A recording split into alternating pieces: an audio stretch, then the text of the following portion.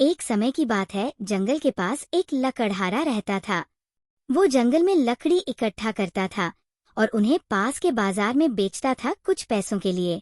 एक दिन की बात है, वो एक पेड़ काट रहा था।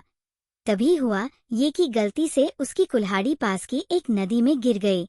नदी बहुत ज्यादा गहरी थी और वास्तव में तेजी से बह रही थी। उसने बहुत प्रयत्न किया अपनी कुल्हाड़ी को खोजने की, लेकिन उसे वो वहां नहीं मिली। अब उसे लगा कि उसने कुल्हाड़ी खो दी है।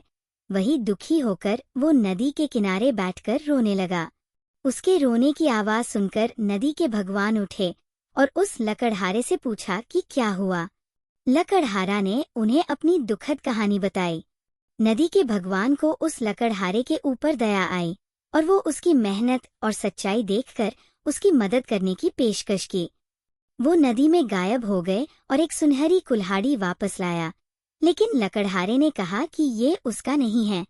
वो फिर से गायब हो गए और अब की बार उन्होंने चांदी की कुल्हाड़ी लेकर वापस आए, लेकिन इस बार भी लकड़हारे ने कहा कि ये कुल्हाड़ी उसका भी नहीं है। अब नदी के भगवान पानी में फिर से गायब हो गए और अब की बार वो एक लोहे की कुल्हाड़ी के साथ वापस आ गए।